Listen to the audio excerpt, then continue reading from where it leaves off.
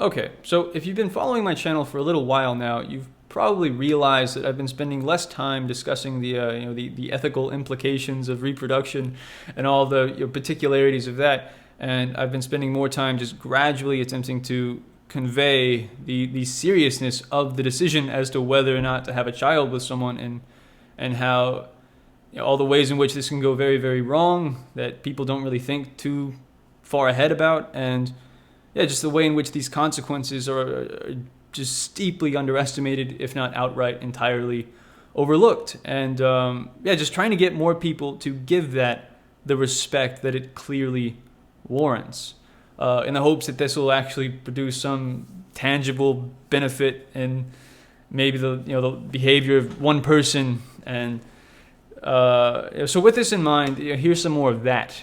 So let's say you end up having a daughter with someone. Let's say, as many people do, and let's say you are no longer with the person that you've had your daughter with, as many people are not, as this applies to many people. Now,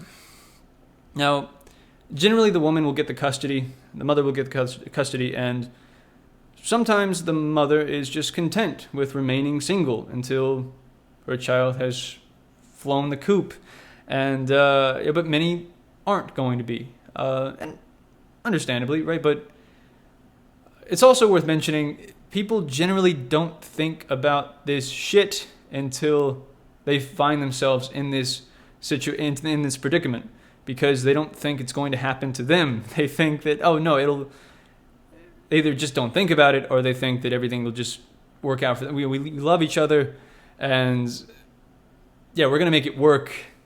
We haven't really known each other for that long, but I can tell this is going to work out. I'm sure of it.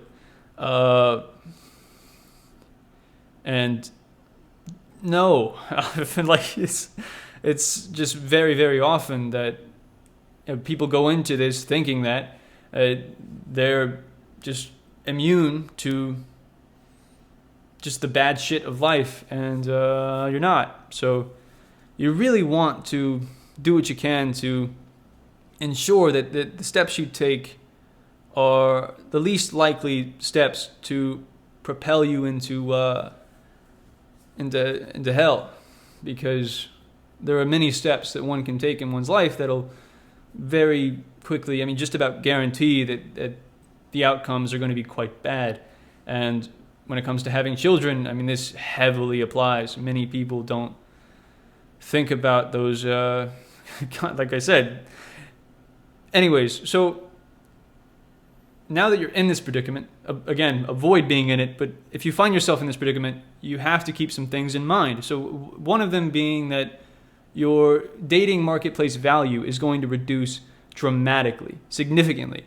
And just finding a good partner, finding a genuine life partner is going to be a very difficult process just in general, but finding someone, a life partner, when you already have a child with someone else that you no longer, that you're done with, is going to be, the difficulty level is going to be increased dramatically. And it's for many reasons. One big one being that, having a child requires, raising a child and doing a good job of that requires lots of sacrifice, and just immense sacrifice. And good biological parents are hard to come by. Just genuinely good biological parents are sort of a relatively rare breed. So when you consider just how, just generally speaking, step parents don't do as good of a job at raising children as biological parents do with the job of raising their own children. And this should be quite obvious. And of course, you're going to find exceptions, but that is what they are. They're going to be the exceptions. And your odds of finding someone that will just deal with all of that additional shit is going to be quite a difficult process. You're going to have to be really putting in some, because relationships are symbiotic, right? So you're going to have to be putting in something quite substantial.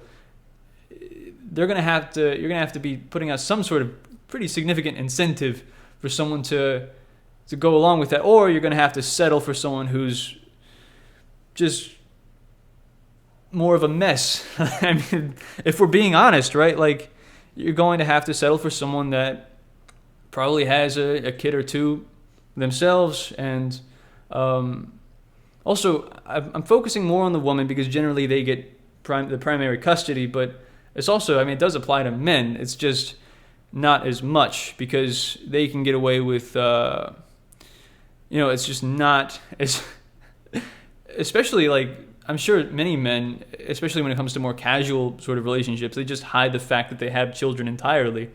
And they're able to do that more easily if they don't have primary custody. And it's not a good long-term strategy, but many men don't care as much about just a long-term sort of strategy when it comes to sourcing their mates. So, but yeah, either way, your marketplace value is going to go down regardless of whether you're a man or a woman if you have children with someone else. And again, very obvious, but many people don't think about it until they find themselves there. So it's best to not be there. Just avoid that if you can help it. Really just, if you're going to have a child with someone, you really want to ensure, more obvious shit, that you are pretty goddamn sure you're going to spend the entirety of your lives with them, till death do you part. Because if you don't do that, odds are the consequences will be worse than they otherwise would have been. It really is important that if you're going to fall into this biological trap, that you're very careful with who you decide to fall into this trap with, because there are just so many traps that are far more long-term, far more detrimental than others. And you want to take red flags into account. You want to be as careful as you can regardless, but if you're being an idiot and you're having unprotected sex with people, you want to really don't do that. But if you're going to do that, make note of red flags, of course, right? So many men in particular, if they're being fucking careless, if a woman tells you, compliments your you got some really pretty eyes, and you're pretty tall, I bet you'd make some really good looking kids. I know you would make some very charming, good looking children. It's like, I'm very flattered by that, but I'm gonna make note of that, just and another one would be if she doesn't really have any ambitions, if she's someone who makes it quite clear that she doesn't really have much going for her.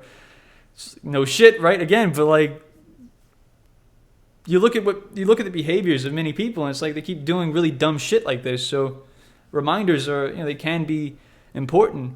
But yeah, I mean, it should be obvious that if a girl is constantly talking about how she wants to have kids one day, and she doesn't really have any other future prospects, and she's just making it clear she wants so badly to become a mother, and she seems to be in sort of a rush to do that, and you're having sex with her, you might want to put in some additional precaution. You might want to just really make note of that. That should be a motivation.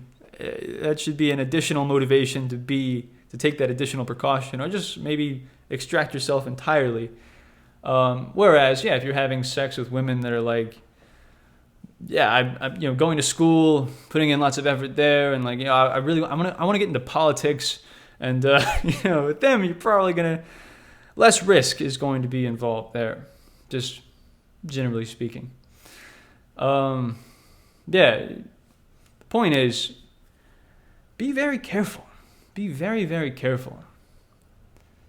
This is the way in which many people ruin their lives. This is the way in which many people just go straight to a state of long-lasting hell with a person that they don't really know all that well. You see people all the time having children with people that they barely fucking know, at times in their lives when they barely know themselves, and it's just, it boggles the mind.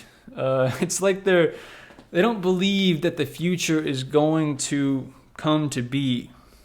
They are future conspiracists. They don't believe that future consequences will exist for them to have to endure and experience. That's my current theory. Many people they don't believe that the future is going to be a real place for them. That they'll have to, no, it's just, I can just do whatever I like, and consequences won't exist. And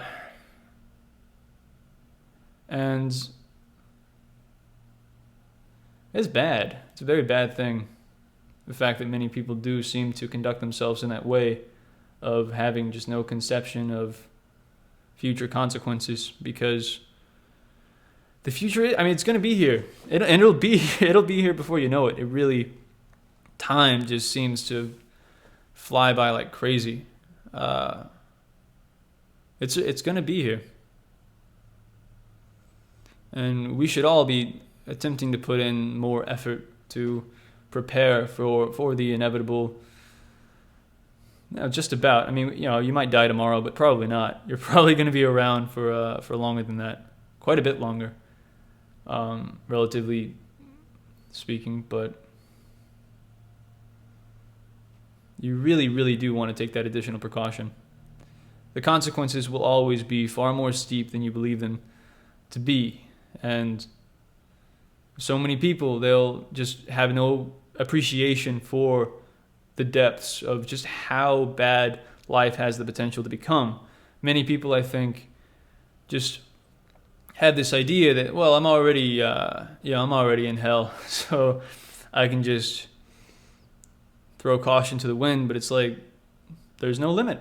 There really isn't. There's no limit to how severe suffering can become. And it's another obvious statement that many people just don't have anywhere near sufficient reverence for. Like, there is no limit, so be very careful. Prepare for the future and try to avoid falling into some very potentially dangerous traps. It is just not worth it.